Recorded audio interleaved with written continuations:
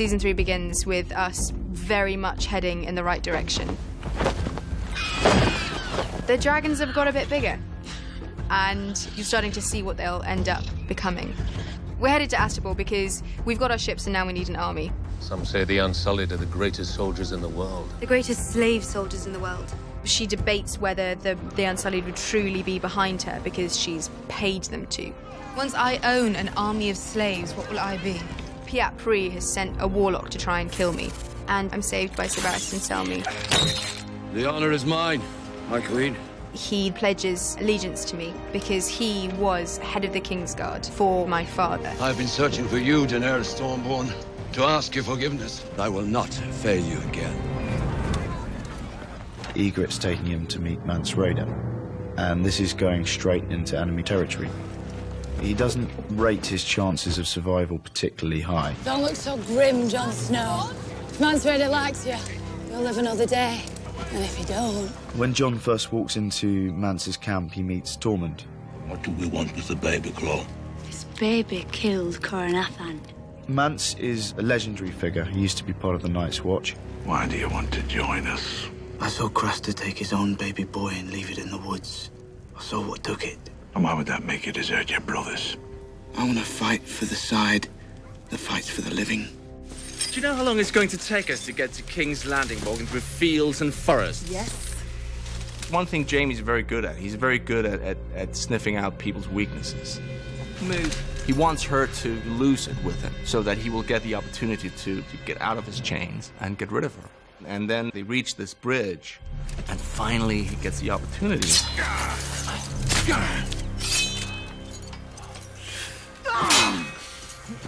It's unbelievable. He goes from one bad situation to a horrible situation. So we have the wonderful lock here. Let us go. My father will pay you whatever you want. Enough to buy me a new head? The season 3 starts with Robb really just wanting to fight someone. And they get to Harrenhal, and again, he can't fight anyone. And worse than that, the people loyal to him have been slaughtered in the most horrific way. Find her a chamber that will serve as a cell. She's your mother. She freed Jaime Lannister. The Lannisters robbed them of their sons. She robbed them of their justice. When we arrive, I get the message that Winterfell, after being taken by Theon, has now been burnt to the ground. And it looks like Bran and Rickon may be dead. By the time Bolton's bastard got to Winterfell, the Ironborn were gone. They massacred everyone and put the castle to the torch. And Bran and Rickon have not been found. Bran and Rickon have fled Winterfell, and no one has heard from them. But there's a brother and a sister that come. I'm Jojen Reed. This is my sister, Mira. We've come a long way to find you, Brandon. They realize he has this power, but he doesn't know anything about it. And we have much farther to go. So it's about educating him so that he can actually become what he becomes. Theon may have taken them back to the Iron Islands as hostages. Have you heard anything from Theon at all? What's your name? Theon Greyjoy. What is your name? Reek. My name is Reek. First of all, they're in the woods trying to find her family. Not necessarily home, just somewhere where she thinks her family may be. And they come across the Brotherhood. They don't know who she is. They don't really want anything to do with her. You can finish your meals before you go. You'll free us? I give you my word. The Hound had been drinking too much, you know, he's an angry man and a bit lost. I mean, where's the Hound going to go? So I think he was found drunk under a tree. There's not all his wits about him. Just as she's this close from the door, the Hound recognises who she is. Girl! Then tells the rest of the Brotherhood who she is. What in seven hells are you doing with the Stark bitch? Sansa finds a new friend in season 3, Marjorie. It is my honor to present my grandmother, the Lady Olenna of House Tyrell. Pretty much as soon as she's introduced to them, they talk about Joffrey. I want you to tell me the truth about this royal boy, this Joffrey. Sansa tells them what he's really like. He's a monster. Oh, that's a pity. Tell me what you think of her. Who? Marjorie. She's an ideal match. The Tyrells beside us will crush the Northerners. The new relationship between Marjorie and Joffrey, I think, scares Cersei a lot. Cersei's really threatened by Marjorie because she's younger and she's more beautiful, she's very smart. But Cersei sees all that. She knows she's a game player. She married a traitor and known degenerate like Renly Baratheon for a reason. She married Renly Baratheon because she was told to. That's what intelligent women do, what they're told. This is what these seasons are becoming about, is her loss of that one thing that kept her sane, because she believes him, he's going to be the next king, and she would reign through him. The Lord of Harrenhal will make a worthy suitor for the widow Arryn. For which I am extremely grateful to you. You'll leave for the Eyrie as soon as possible and bring Lysa Arryn into the fold. Tywin wants to secure everything, and he figured Littlefinger would be a great person to go up there and take charge. Lady Arryn and I have known each other since we were children. She has always been positively predisposed toward me. But Lord Baelish's absence would present certain problems.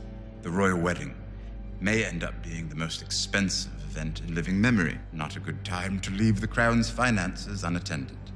Which is why I'm naming you new Master of Coin. They sort of don't really recognize Tyrion as being so instrumental in saving King's Landing. The rebels came for Joffrey's head. They lost their own. Thanks to Father. Thanks to Father. The Unsullied, who are fundamentally a slave army, do exactly as they're told. When she meets the Unsullied, she realizes that she will take the Unsullied, if only to save them. There's a small amount of bartering that goes on until she kind of pulls out the Ace of Spades. I have dragons. I'll give you one. When she hands over the dragon, she swapped the dragon for the whip, which means that she's the master. So she tells them they need to kill all of the slavers. Tovageris! Axios entas, mendios entas, urnei dolere, frijotas! Tassana!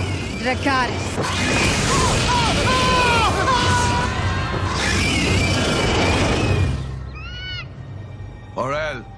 Orell, he's a warg, and he can look through the eyes of his animal, which is an eagle. He reports back that he's seen dead crows. He's at the Fist of the First Men. When we reach the Fist of the First Men, we discover that there's a kind of horrific pattern of dead horses that's been made, and Mance is quick to point out that this is the work of the White Walkers. Always the artists. Mance decides that Jon should go with the climbing party over the wall, for the basic reasons that Jon knows more about the wall than anybody else. If it's useful, good. If not, throw him off the wall. See if crows can fly. These men, all these soldiers, they've been on the road for God knows how long, and now suddenly they have this woman. Jaime knows what's going to happen. He knows before it happens. But then when it does happen, he for some reason, I think it surprises himself. He can't just stand by, so he makes up this story. Her father's Lord Selwyn Tarn. Lord Selwyn would pay his daughter's weight in sapphires if she's returned to him. So Locke, he thinks about that, and his greed is stronger than his lust, I guess. So he takes it out on Jaime instead.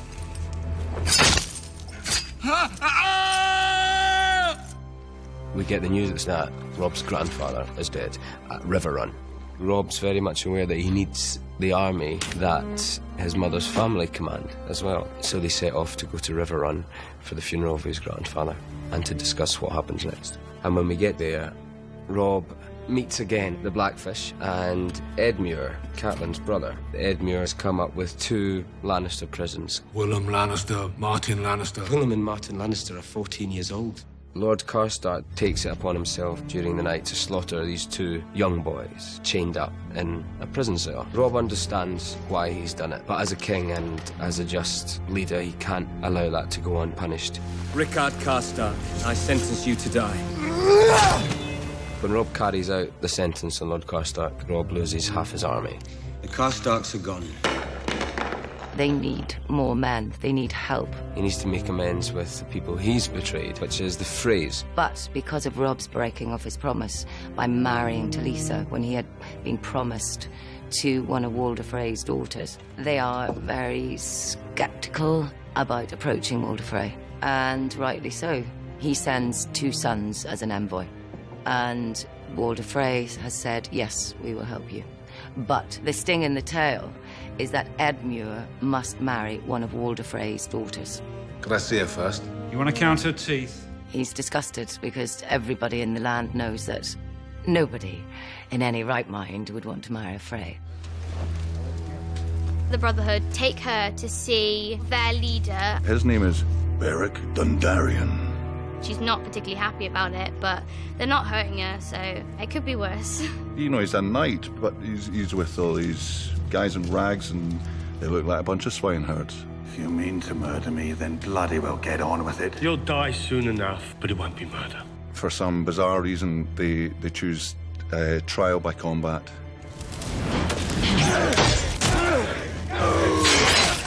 Beric gets a sword down his shoulder and topples over and dies.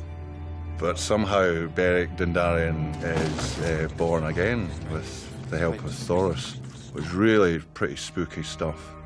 How many times have you brought me back? It's the Lord of Light brings you back. How many times? This makes 6. What are you going to do with me? The first light will ride for Riverrun. Your brother's there now. What have we here? Frozen crows? We can talk inside, can we? Mormont and a depleted group of other rangers make it back to Craster's Keep, alive. May you feed that pig better than you feed us. Pig's got value to me.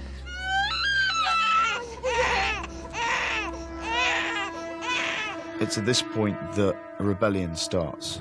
I shall have your head! We have to go! Now! I now am a woman on a mission. I've saved 8,000 slaves, and I've got a thirst for wanting to save more people. So we move on to Yunkai. The Yunkish train bed slaves, not soldiers. We can defeat them. But they won't meet us on the field. They have strong walls. Belmulte vestreske sir ponte jorina, se ponjon obulja yon mazurina. So I then set up camp and hear the slavers of Yunkai, and I kind of lay down the law for them. You will release every slave in Yunkai. Reject this gift, and I shall show you no mercy. You are mad. We are not Astapor or Karth. We are Yunkai. Those who survive, we shall enslave once more. Perhaps we'll make a slave of you as well. Now get out. I give them a little bit of a fright with the dragons, and then I decide that I'm going to kill them. Before Jon, Ygritte, Tormund and Morel climb the wall, Ygritte sort of coerces Jon into a secret place she knows. Ygritte! And decides to really test A, whether he's a crow, and B, whether he loves her. I don't ever want to leave this cave, Jon Snow. And Jon does betray his vows. I think it's at that point that he falls in love with Ygritte. It's a rare moment in the story where we have a purely happy moment between two characters. When Jon and the others are climbing the wall, which is 800 feet of ice, a part of the wall breaks off, leaving Jon dangling on the end of a rope, as well as Ygritte. And it's only right at the last minute that Jon manages to save them both. Finally, they get to Harrenhal, to the castle. Lord Bolton, I give you the Kingslayer. We have a dinner with Roose Bolton. I will allow you to go to King's Landing as restitution for the mistakes my soldiers made. And you will swear to tell your father that I had nothing to do with your maiming. My lady? She won't be going with you. When Jaime leaves Harrenhal, he leaves with a bad taste in his mouth. I'm leaving her with Locke. Don't you worry about your friend. We'll take good care of her. But then on the road, he finds out that it's only a matter of time, then they're gonna kill her. And he, again, surprises himself in a way he so wants to just not care. But he does, and he goes back. Taking her to King's Landing, unless you kill me. Well, we must be on our way.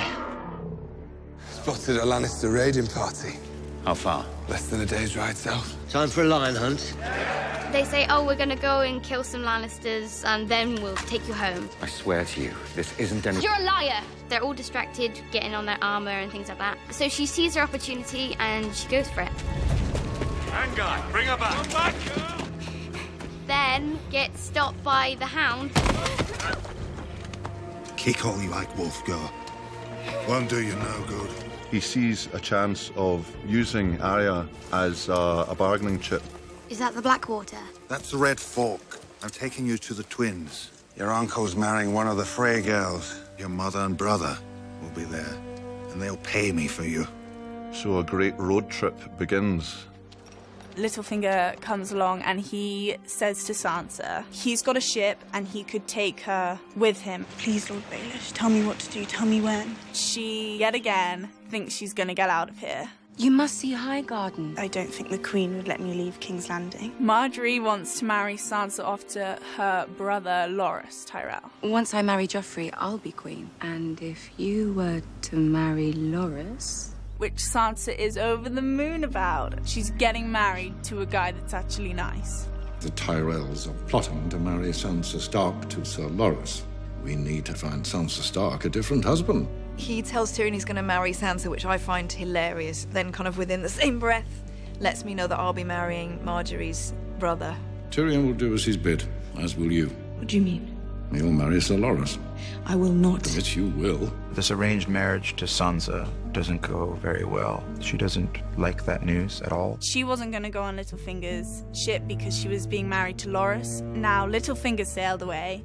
She's getting married to Tyrion, who she didn't want to get married to. So, am I invited to your wedding? Shay is pretty gutted about this marriage to Tyrion. Especially now that she's Sansa's handmaiden. Listen to me, my lady. I'm not your lady. I'm your whore. He's vulnerable, Tyrion, and that's very frightening to him. The wedding to Tyrion, in Sansa's eyes, it was the worst day of her life. He's a Lannister.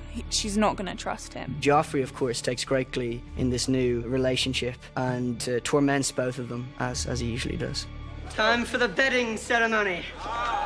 There will be no bedding ceremony. There will be, if I command it. I'm sure Tyrion did not mean to threaten the king. Your uncle is clearly quite drunk, Your Grace. Stop. But your father... I won't share your bed. Not until you want me to. What if I never want you to? And so my watch begins. Only one old man and 8 good horses. Let's carve him up. We just take the horses and go. The old man's no threat. There's a storm coming. As good a place to shelter as any.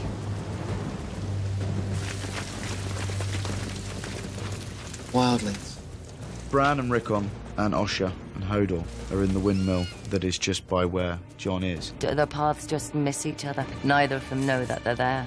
Cut his throat, or he'll tell the crows we're here.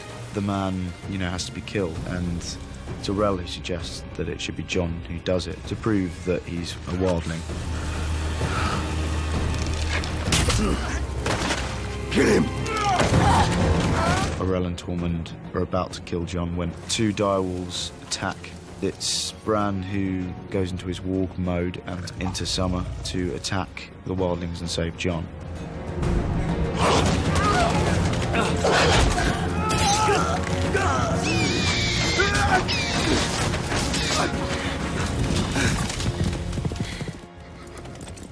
When we arrive at the Freys, Lord Frey wants to make sure that this wedding happens here and now, before we go back to war, or so that's what we're led to believe. If you think the time is right, Lord Walder, by all means, let us bed them. As the bedding party exit, the lights dim. Then literally as the door closes, the band strike up. And that is what makes Catelyn turn around and think, what is going on here? Something is about to happen. Arya completely believes that she's going home. She's with one of the most powerful guys she's ever met, and he actually is trying to help her. This is a chance of getting into the wedding by using the salt pork wagon. Turn this cart around and get the hell out of here.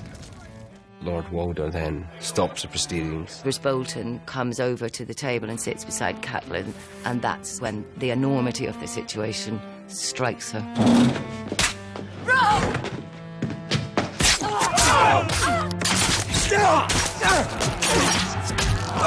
This sea of arrows come at them, and Walder Frey is basically enjoying every moment of this. Just as we were coming in, everyone was killing each other. She realizes everything's going wrong, and she doesn't even know why. So it was time to change the plan. Plan B, get the hell out there. It's too late. The Hound at the last minute managed to just grab her from behind and knock her out. At the same time, Catelyn's trying to say to her son, get out, but he won't leave his dying wife. Mother. Roose Bolton walks up to Robb and whispers something in his ear and then stabs him. The Lannisters send their regards. She just loses it.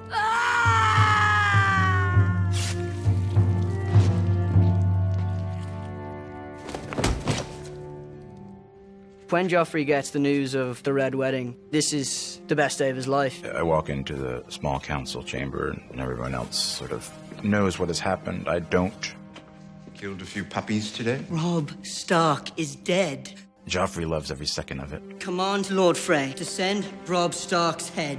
I'm going to serve it to Sansa at my wedding feast. She is no longer yours to torment. Everyone is mine to torment, you little monster.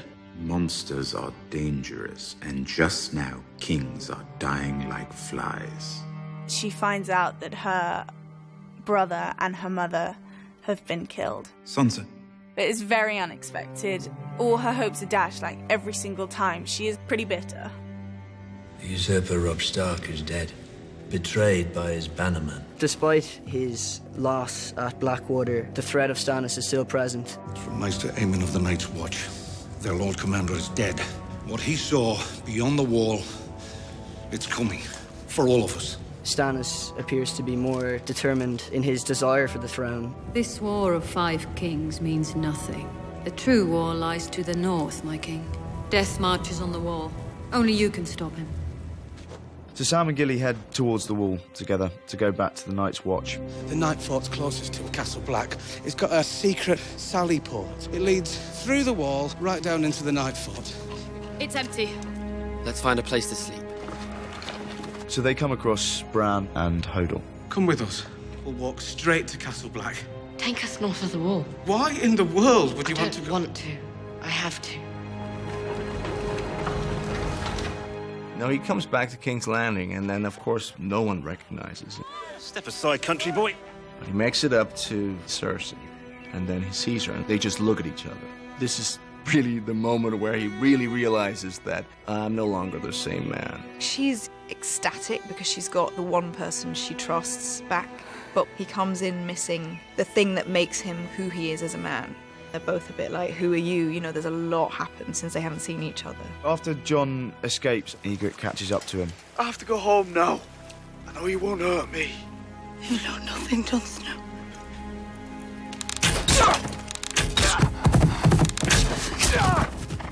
Jon survives and we find him right at the end of season 3, collapsing off his horse and being dragged into Castle Black. Carry him inside. And we leave him not knowing whether he'll be safe or not.